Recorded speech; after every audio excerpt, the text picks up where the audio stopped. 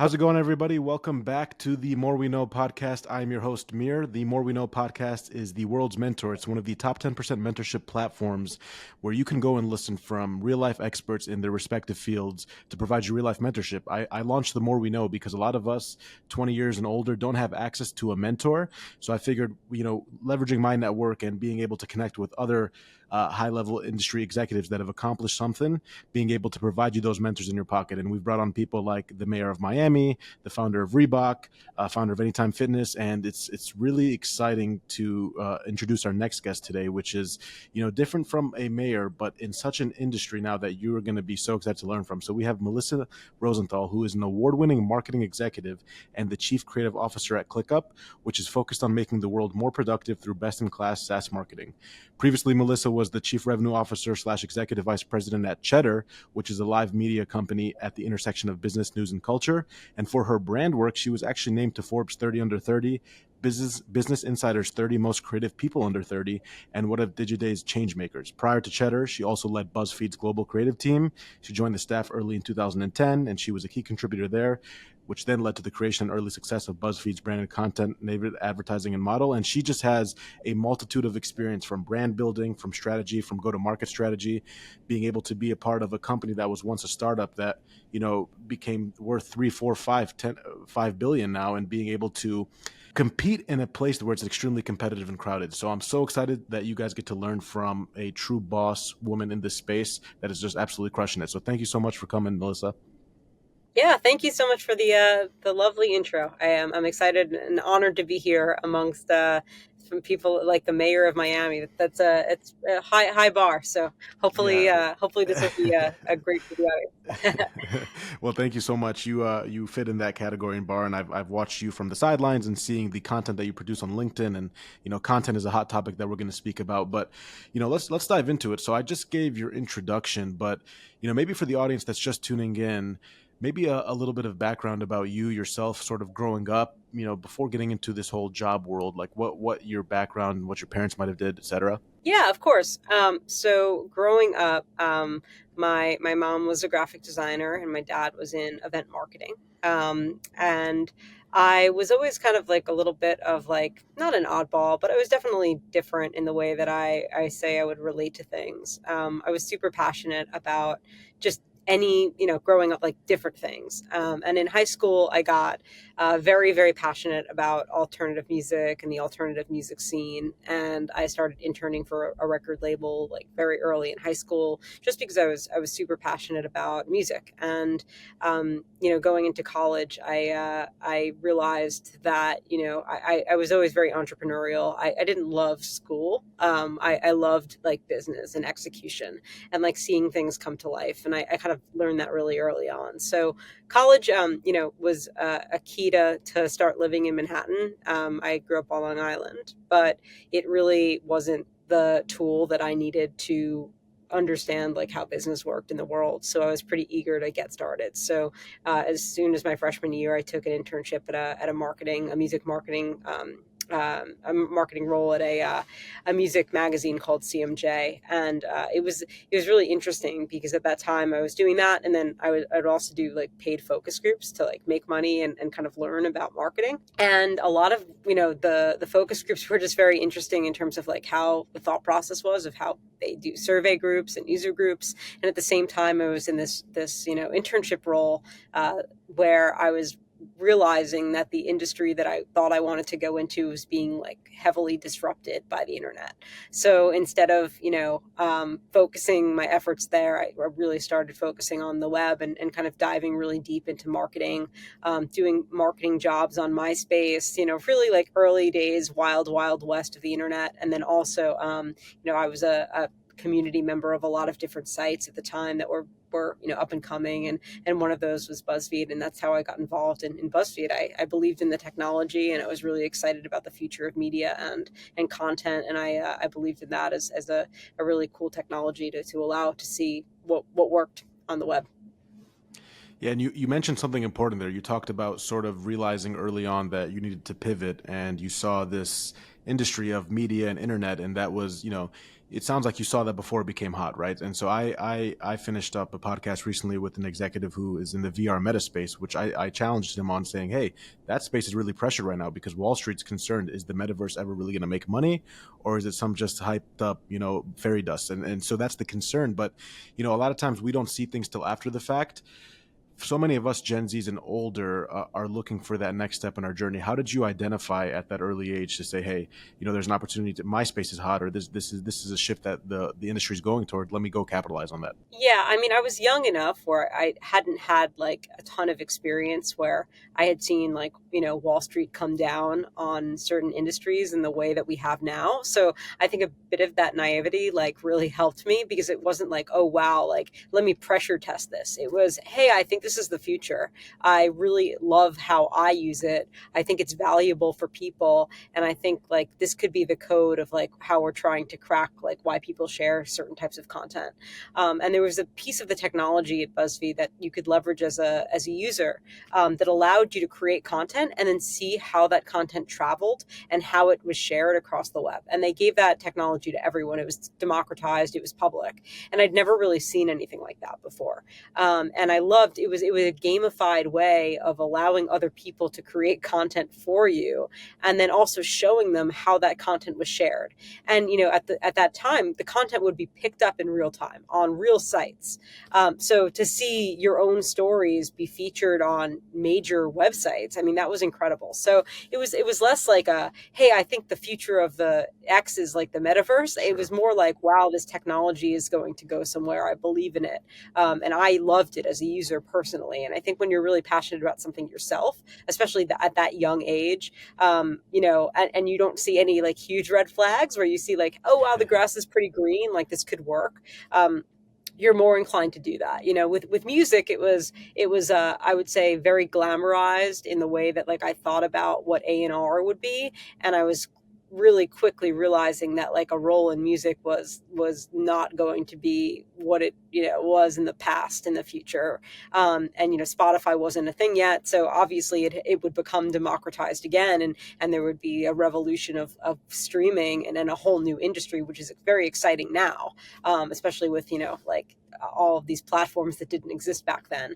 But it was more about the industry being crushed than it was about the opportunity of what was being created. And I think that was the major difference of why I decided to pivot. It was like, oh no, this is a big red flag, rather than like, wow, the grass on this side seems really green, and opportunity and tons of opportunity. Yeah, I can appreciate that, because I think even when you think of pivoting, even in our own lives, it's like, hey, if I'm trying to lose a certain amount of weight and for 4 months or 6 months or 8 months it's not working, you do have to ask yourself and pivot and say, why is it not working? So I can appreciate, you're taking this active approach to understand, hey, this is where we're going, as opposed to just saying, hey, this is what Wall Street's saying. So that makes total sense. Now, you led BuzzFeed's global creative team. Obviously, did you start at that role in BuzzFeed, or did you start sort of bottom up and then you had to go work your way?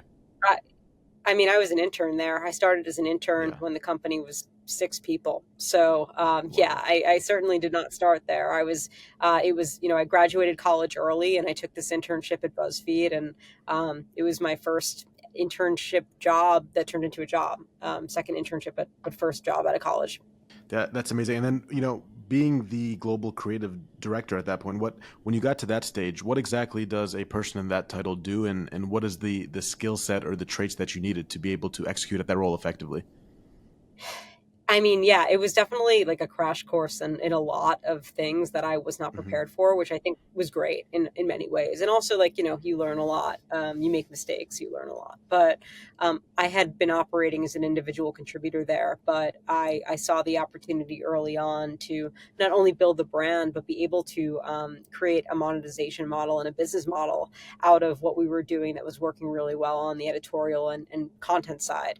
And being able to do that, well, and understanding it myself because I had done it so deeply at that point made a ton of sense. So our president came on, John, and I really like clicked with him, and we started working together really closely on developing this business model, and then how would we actually execute and create the content to do it. And I think like there was also a bit of like naivety within that I think that was awesome too. That really helped me, because I didn't understand that building, a monetization model that was reliant on content and creative work like that outside of an agency was something that had not really been done before and that brands didn't spend on.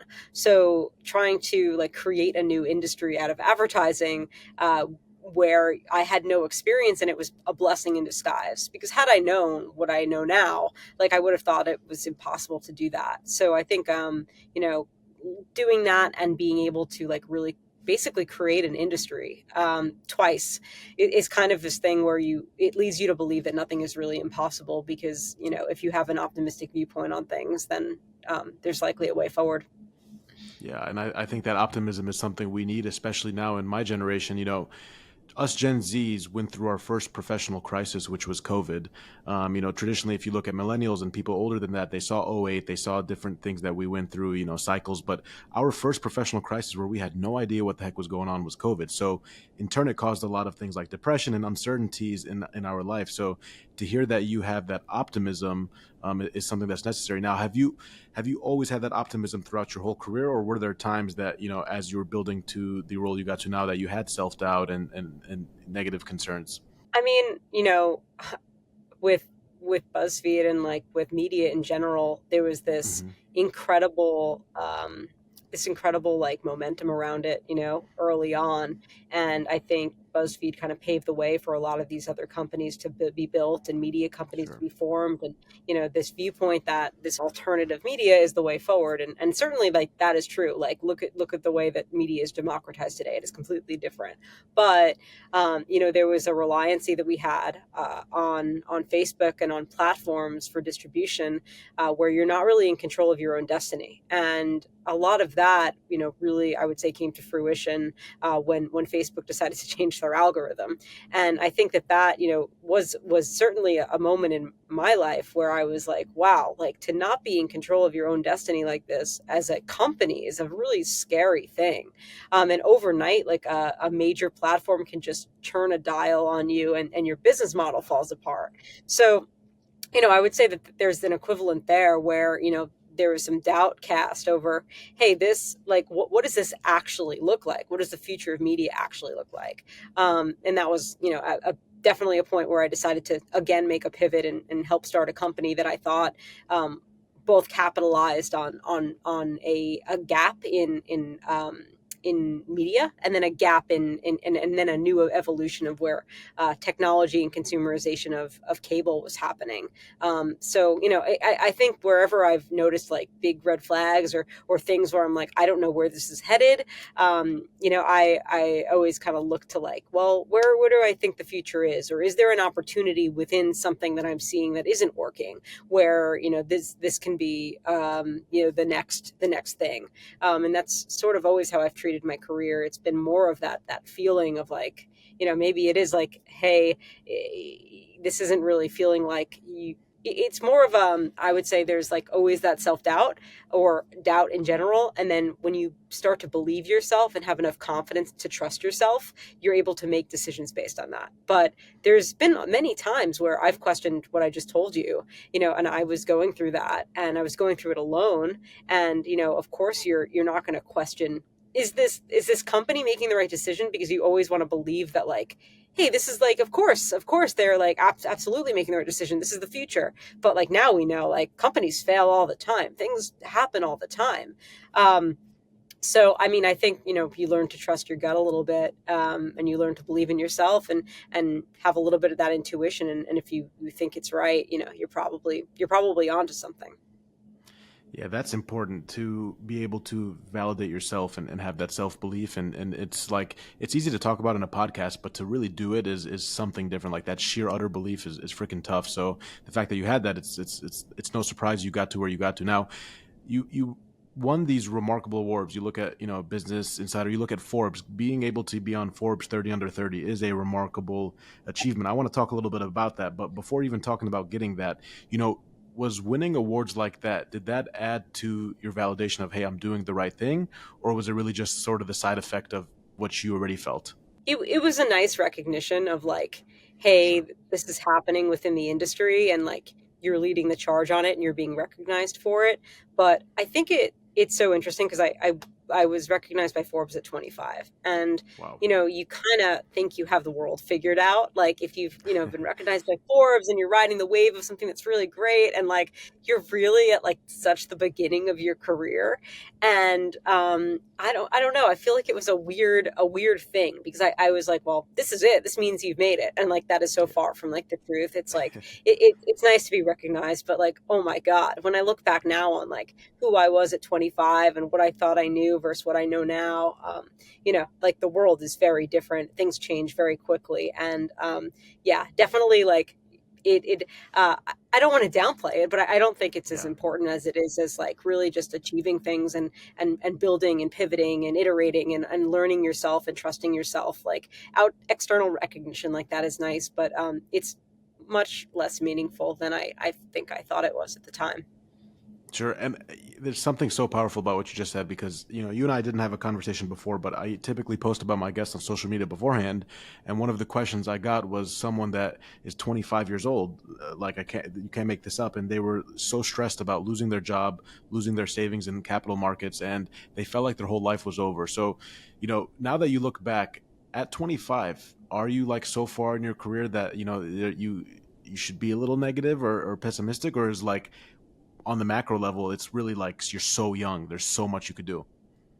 Yeah, I think it's definitely that. It's just if you there's a book I'm reading and it's like if you think that you've achieved all you can achieve or that you're at the pinnacle of where you are in your career at such a young age, then you really aren't going to be able to live up to what you actually can achieve. And I think that there's always that perspective of like you have so much to learn. And like, if you always think that way, then you're always kind of optimizing towards a mindset of growth. And I think that's like where I've moved into.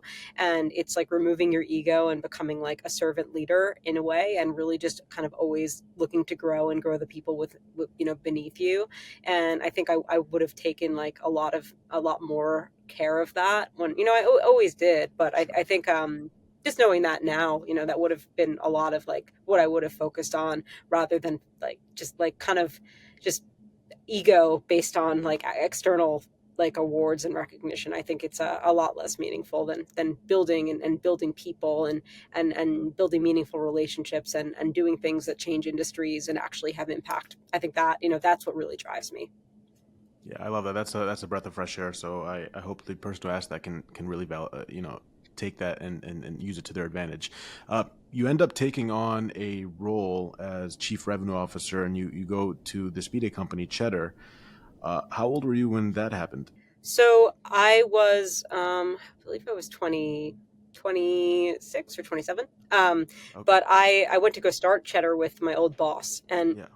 that was the boss that kind of helped create the advertising model that we led together at BuzzFeed. And I knew that when he approached me with this idea that there was a paradigm shift happening, and the way that it was happening both in media and also on the technology side, and the debundling of cable and the consumer choices and the rise of streaming platforms. It made a lot of sense both from like Sure. a content perspective and from a technology perspective. So it was a very easy choice to go help start that company and to build it. Stepping into a CRO role is a whole different story. I think I was just excited to join a startup again, and BuzzFeed had grown to 1,500 people. So we went from I joined when we were 10, and we went to 1,500. So huge like hyper growth. So to kind of go back, both was like very scary because you're kind of building from the ground up again. Very exciting, but also very humbling. I think when just to be very transparent, like I thought that, because of what I had achieved at BuzzFeed, the world was kind of made. Like all these partnerships were going to happen naturally, and all these people that I had great relationships with when I was at BuzzFeed would be like, championing me in this new role in this new company, and it was completely the opposite of that. It was just, you are back on the ground floor of everything, fighting for yourself and fighting for the company every day, and no one cares until they care again. But really no one cares. And that was like very hard because it went from like everyone caring, being invited to galas and events where I'm next to celebrities and fancy dinners and all this, what I mentioned to you, this external recognition, to having nothing again. And Yeah. I think that was a very humbling experience, and also a very rewarding one. We were able to build an incredible company. I stepped into a role that I had no business being in, and I was able to prove to myself that I could do it, and I was able to do it really well, and we were able to sell the company in a really successful way in 3.5 years. So it was amazing. It was Wow. definitely a gift, but it definitely taught me so many lessons. Wow, it just the velocity of how fast you were able to sell it to, and after just leaving a high growth startup like BuzzFeed, you said something there. You said that you stepped into a role that you felt like you had no business being in at the time, because obviously as chief revenue officer, being responsible for revenue, I think most can argue, and correct me if I'm wrong, is probably the most important thing in a business, because if you have no revenue, you have no business. And That's so, right. when you step into that role, what did you tell yourself, like, because someone could benefit from this stepping into a role tomorrow that they might not feel qualified for, like what were the first few things you did to make sure that you were going to be an expert at that role? I mean, well, we had no model, right? Like we had no product. We had barely started the company, yet alone developed the monetization model. So the first thing was like, let's just try everything, right? Like what is going to work? And it was really trying like a lot of different things. It was, can we do an ARR model based on subscription revenue, right? Can we create a subscription model that would work? Can we create, something else? Can we sell things? Can we have traditional advertising, like 30-second spots and run that? And a lot of like what we realized is like none of that would really work. Like portions of it would like give us a little bit, but there was nothing that would really turn the faucet on for us to be really powerful and for us to really make enough of money to like sustain the company, which is expensive to run, and also to be able to sell it at a multiple that we were comfortable with. So a lot of it was just like experimenting. And then at the end of the day, the big driver of revenue was back to what we had done before, which was creating amazing content that was created in partnership with the brands that we thought would make sense for the company to work with and to be on air. So we would partner with a lot of the financial companies looking to reach young millennials that were making money for the first time, and talking to them about how to like treat investments smartly, right? Or talking to companies that were looking to reach other businesses that were also watching Cheddar for financial advice to see what was happening in the industry. So we started to figure that out, but it was certainly like not day one. Oh, we have our Yeah. product, we have our model. I mean, none of that existed. So again, it was a lot of like this experimentation, and it gets serious pretty quickly. You're having fun, of course, but the pressure comes pretty fast, and you have to figure it out. But I definitely, we didn't all have the answers, and I think we just stuck it out and worked together and built something meaningful. 100%. I love that. And a lot of businesses have what we call the defining moment of their lifespan, because as you know, in the startup world, the statistic is overwhelmingly against you that you will succeed as a startup. Yeah. In a lot of these businesses like Zoom, like even Instagram before they got acquired, so many different businesses had these pivotal moments where, hey, they could go under if they don't have that shift from starting the company to chief revenue officer to actually selling at the multiple you guys were comfortable with. What was that defining moment where you guys were like, oh shoot, we might not make it through this, if there was one? It wasn't that, because what we saw happening, we knew we were on the forefront of. And it was, again, what you said. We saw this trend happening before anyone saw it, which was the cable bundle dying.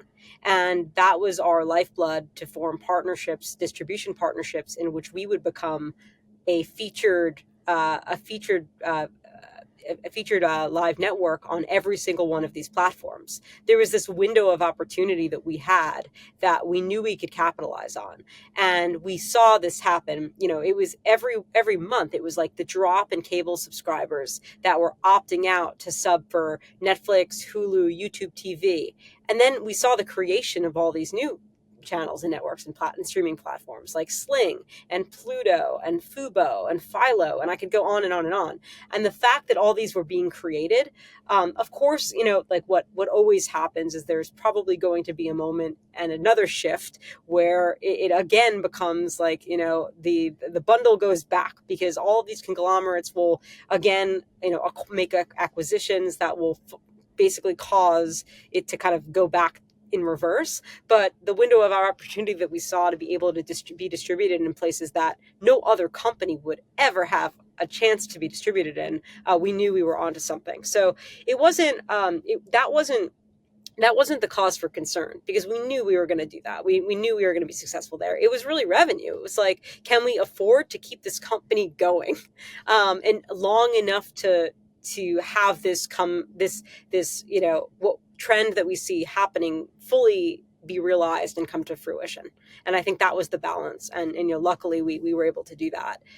But yeah, that was it. It was more of, running a live network is expensive, and paying salaries, it's expensive. And how do we sustain that and still become profitable and grow? Yeah, and when do you think, as tough as the harsh reality and the question is, when do you think someone should recognize the difference between, hey, I need to just have sheer utter belief that this is going to work, or cut my losses here because I don't think it's going to? I think it becomes pretty apparent when you can't pay salaries and you can't raise money, and the world around you, the immediate world around you, is crumbling.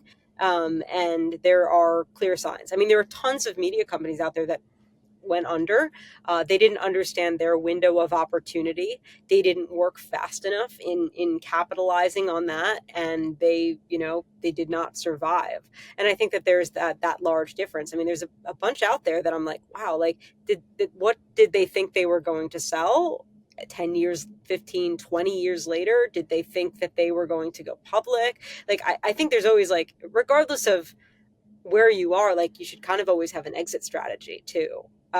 Whether you're a part of a founding team or you're an individual, and your exit strategy can be many different things. It can be, hey, my growth is capped at this company, right? And I cannot grow here, and I understand my value and I understand where I want to be, and that's my exit strategy. Or my exit strategy as a founding member of a company is, this is our window of opportunity and we understand what it is, and we're not going to, like, fake ourselves into believing that it's different than it is. And I think that there's, like, that's very challenging, right? Especially when something is your baby. Like, did I want to believe that Cheddar could, like, become Viacom and be a 20, 30, $40 billion company, an IPO? And of course, but the reality of that was not correct. And if I had, drawn that out with our founders, and if he believed that and didn't have the kind of intuition that he had about everything too, that wouldn't have been great either. Like, it wouldn't have worked. So always having an exit strategy. I think,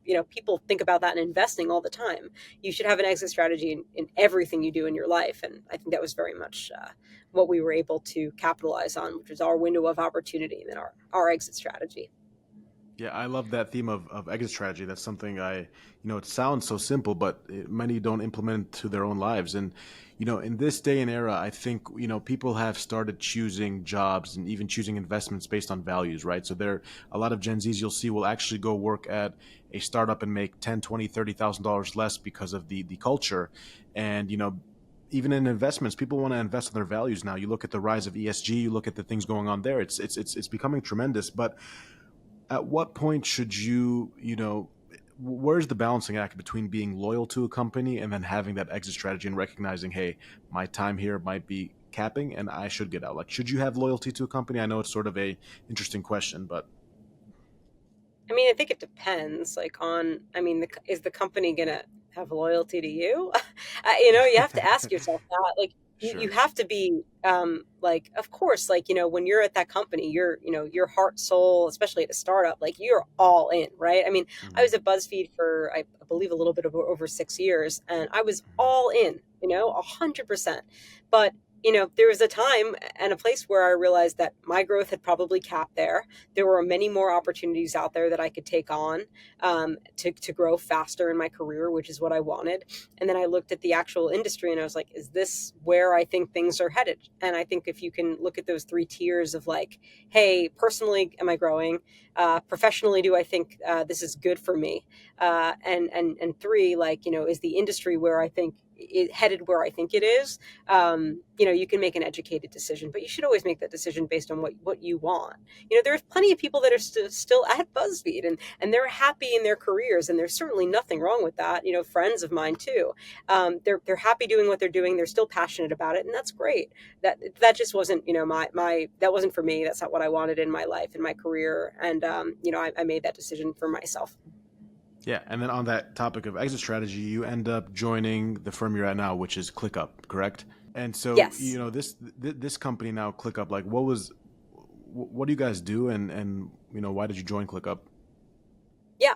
So ClickUp is a productivity platform that allows you to bring all of your work into one place. So instead of like switching between 1,000 different platforms to get things done, you're able to work with your entire team and organization all in one platform, which is incredible. I had worked in many different project management tools and work collaboration tools in my history, and then ClickUp solved for a lot of the problems that I had seen in my career, which was really great. So I could really relate to the product itself and the use cases for it, which was really exciting. And I saw ClickUp as both like this incredible solution that I was passionate about, because I was like, this doesn't exist. And then also there were a lot of things about it that really spoke to me. The founder is incredible. He's a really great product visionary, a creative person, and he's also a risk taker. And I love his story. Really resonated with me. Like he didn't go to, he dropped out of college. He followed kind of his passion and his beliefs, and a lot of the things that I believe in myself, of how I live my life and follow my career. And that spoke to me. And then also just his willingness to, like, he wanted to be a legendary company and build something really memorable that helped people, that improved their productivity and gave them time back. And that resonated. And then the opportunity in market, and the opportunity to build a really legendary brand was really, really, really spoke to me. So, people are like, well, you made this huge jump from like media to SaaS. And the truth is, a lot of these things are applicable.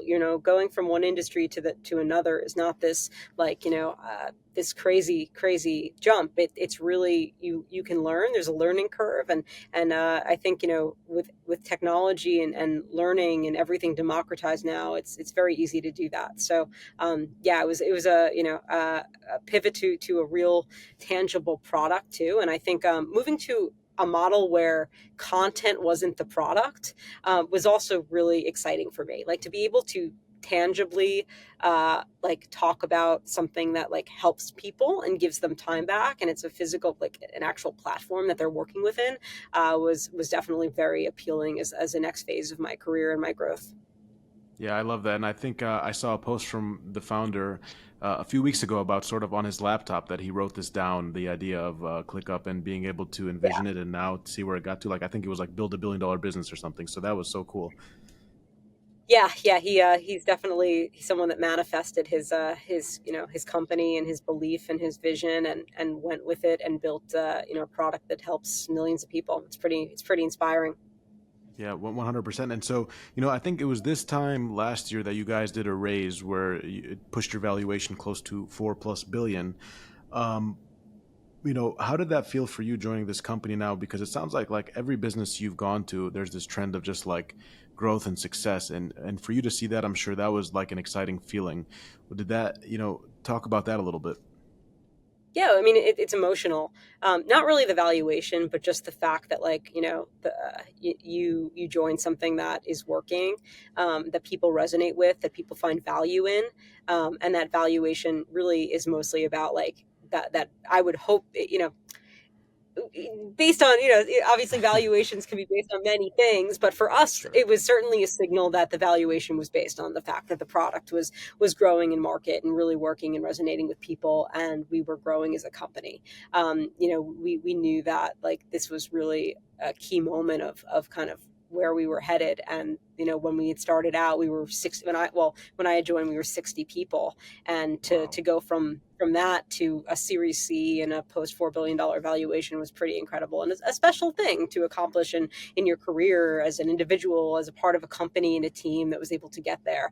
So it was really about just, like, that validation that, like, we had 100%. really achieved what we had set out to, and we had been building this so hard. Every day, every minute, like, was spent on this. And you just it's just really a nice, kind of piece of recognition. And then immediately after, you kind of put that behind you, and then you're like, all right, on to the next. We got to hit our targets. We got to do X, Y, and Z. So it's not like something you hyper focus on, because it really doesn't matter if you're a private company. Your Yeah. valuation is your valuation until you IPO or you sell. But what matters was that that validation that the product was resonating. Yeah, that there was, VCs and investors, and they saw the potential of what you guys were building. So it was awesome. So chief creative officer of a $4 billion plus startup. And I know we're not speaking here about valuation, but for the audience that's listening in, they might have zero idea what that means. What does the chief creative officer do? Yeah. So everything that touches our brand falls under me. So we have basically a fully functioning in-house creative agency that reports into me, where we oversee all of our brand design, all of our motion graphics, all of our ads, all of our performance ads. Our Super Bowl ad was created in-house. Our social team. So everything that is the look, feel of our brand, is under my purview. And that, went from developing it, like what are we, what are we doing? How do we get ourselves out there? How do we really make ourselves famous and market, to like these, taking bigger risks and chances and creating creative ad campaigns and really, progressive ways of advertising and punching up in market. That was a lot of like the early days of figuring out what it is, what it feels like, what do we want to be, how do we want to be remembered, and then obviously scaling that, from 60 people as a company to 1,000 people. So it becomes a very different job at many different times in your career within a company like this, and that's the most exciting part to me. I think you're not growing if your job is the same all the time. So the excitement around like hyper growth and scaling like that, and having to grow myself every day is always like what I strive to have. So it's being uncomfortable, and the comfort in being uncomfortable that I really love. And obviously it's so hard. And then when you think about it, I'm like, there's no place I would rather be than a company that is changing me constantly, because I have to grow. Yeah, and it sounds like you're never bored in this role because you have so much going on, and there's a ton going on Yeah. there. So that's a Yeah. lot there. Now, uh, chief creative officer sounds like there are some similarities to maybe like a CMO, chief marketing officer. Is there any key differences, or are they similar roles? Um, I would say that, well, we have a chief growth officer who is my partner in everything on the growth side. So we work together very closely. My role is much more, I would say, of the brand than it is of the like actual managing of the performance marketing channels, and of that like product growth, product marketing growth levers. We are kind of that creative fuel that kind of feeds everything within the company. So they are different roles. I think the expectation, though, of having, which some companies do and some do not, and I think it's the way that they're structured, but having, and not to obviously like have less weight put against the role, but to have a CMO that you expect to be equally right and left brained, like that doesn't really make a lot of sense. Someone that is ultra creative, are they going to be perfect at managing analytical channels and understanding, or really loving the data portion of it and digging in and getting super granular?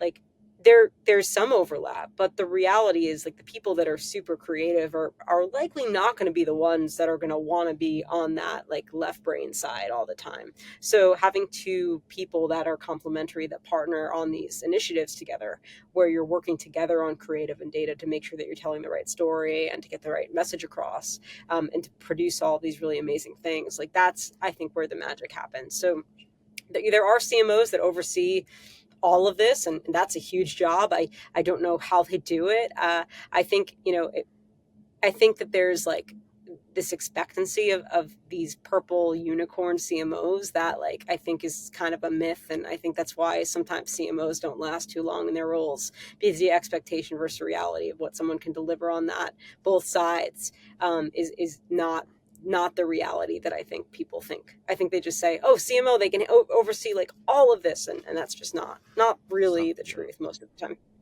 Sure, yeah, that's helpful context, reality versus the expectation there. And it's interesting because your founder, I actually found out about your company because my best friend interviewed him on his show. But your specific profile, I actually found from just it was a for you content page because I think you're one of the few executives that I see that really does an active job posting content and showing this idea of 30-second reels and content for people to go gain gems and insight from. For founders listening, or maybe even business executives, how important is it now to build your own personal brand and produce content in this generation? I mean, I think it's really important. Like, you are your own brand and you're also a funnel to your company. So if you look at yourself as a funnel, I think that's a really great way of doing it. Because even if you don't care about producing content on behalf of like yourself, think about all the really amazing things, the knowledge that you have on behalf of what you're doing every day and the company that you're helping to build. And also look at that as a funnel for people looking to find out about your company. How are people finding out about your company? One way is through the content you're producing, and if you can leverage people as those funnels, I think that's a really, it's a really great way of reaching a much wider audience than just having the brand speak to them. It's having people speak to them, and I think that's what it's about. It's about human connection. Yeah, and do you think you should be on every platform? Is there a specific platform you like more than others? Yeah, I mean, I don't think you need to be on every single platform. And I think like you can't win on every single platform. I focus most of my attention on LinkedIn because I find most of the value there. I make a lot of really wonderful connections. I make a lot of, great networking connections, a lot of business connections, a lot of people that are interested in ClickUp find out about ClickUp through me. And, I pass them along to our sales team. Like I am a funnel. And LinkedIn is a really great way to do that. And also connect with great people that I can learn from too, which is what I'm always looking to do. So, LinkedIn has been a platform that I love because I find value in it myself, which makes it much easier for me to be on. Listen, I think there's other, we have our entire our strategy is cross and multi-platform, which every brand is now. But I think as an individual, I think it's kind of impossible for you to really leverage every single platform. So pick one or two that you really think that you can dominate or hit the right audience on, or people are going to resonate with you on most, and double down on that, because then you're going to focus all of your efforts on what really matters to you and what you enjoy doing. I don't think I would enjoy doing TikToks every day. Like I don't really want to be doing that. So for me, like I personally want to be talking and speaking to people on the LinkedIn audience and in a professional network setting. Yeah, that's a huge gem right there because some people think they have to be on every platform and then they go into information and advice overload and then they do nothing. So that's And important. they do nothing. Yeah, it can certainly be like kind of like a a really overwhelming thing with everything that's coming out. And I used to think that too, and it was like just draining. Like it's just draining. The reality is like to do your job and spend how many hours a day like working on your job, and then also yourself as a brand, and then trying to do it on every platform, you're probably not going to do it well. Yeah, 100%. And that is just amazing insight to hear, especially from the illustrious career you've had. I know we don't have a lot of time with you left here, so there's a question I ask every mentor, and that question at the end is, say you're giving a commencement speech to the college grads. What's your 15 to 30-second major takeaways for the people graduating now, for the 2021-year-olds that are going to be on the next future entrepreneurs, business leaders, etc.? Yeah, I mean, I would say like when you're looking to find what you're going to be really great at and you're passionate about, like trust what you're passionate about first. And I think there's a lot of like, um, especially now, uh, gold chasing out there, right? You see the people getting rich off of crypto and you see the metaverse being spoken about, but are you truly passionate about it? And if so, why? Like, take a deep look at what you believe is the future of that industry. And if you can have high conviction around it and find your skill set within it, amazing. But if you're simply chasing it because you see other people successful in it, I would say take take a second look and go back to your passion and go back to what drives you, because that's what's ultimately going to make you successful in any role in any industry. So don't chase what you see other people being successful in. Chase what you know you can be successful in, and where you can really stand out and shine. And I think that that's something that, I didn't really have to deal with very early in my career, that I see a lot of people chasing now, that I would warn them against, because, by the time you're chasing it, it's probably too late. Yeah, and you look now. I always tell people the example of Instagram. It's like real life. You see the makeup of like this entrepreneurship life is really cool, or this is amazing, and in all reality, you don't know what's going on the back end or how tough it is, or like you said, once you hear about it from everybody, like Dogecoin and all this stuff, you're probably already too late. Already too late. And the people that are, smiling on islands or making it look like their life is perfect, it's just not. There's this, expectation versus reality of what things are like. And I think we see a very pretty painted picture of a lot of things that in reality are either not working or they're incredibly hard work. And the people that are successful are working 15, 16-hour days, building the things that they're passionate about, pushing themselves forward and challenging them. And those will always be the things that will make you successful. So stick to those.